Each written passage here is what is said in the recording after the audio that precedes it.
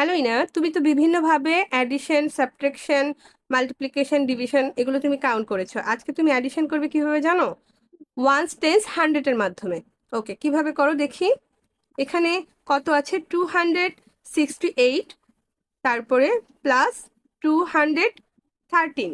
ওকে, এখানে once digit কোনগুলো আগে বের করো, ডিজিটগুলো তুমি আগে আলাদা করো। হ্যাঁ, ওয়ান্স কোনগুলো? 3। আচ্ছা, এই পাশে 8। টেন্স কোনগুলো? 1। হ্যাঁ, লিখো, বড় করে লিখো, টেন্স। ওকে, এই পাশে হান্ড্রেড কোনটা? 2।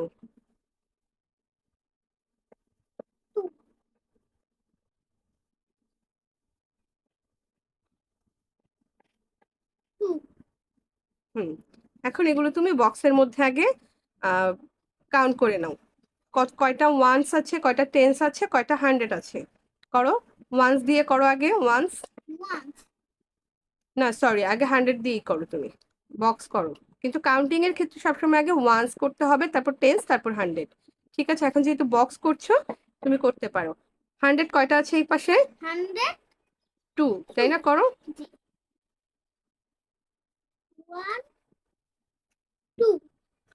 হ্যাঁ, আর এই পাশে কয়টা আছে?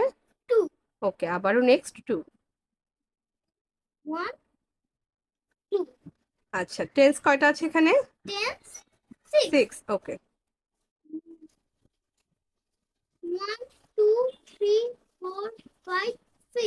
আর এই পাশে সারিতে 1।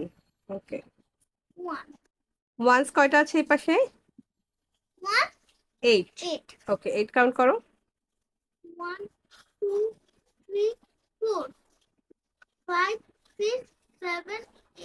8। আর এই পাশে কয়টা আছে? 3। লিখো।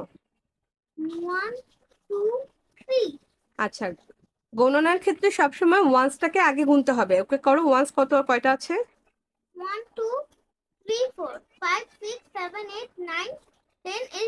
11। হ্যাঁ, এখন শুধু 1 নিতে হবে, আর আরেকটা 1 কি করতে হবে?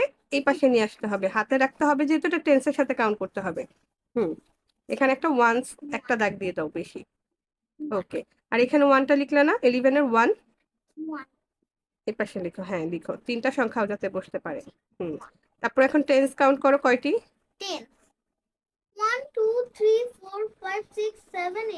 8। এখন হান্ড্রেড কাউন্ট করো। 4। 481। ওকে।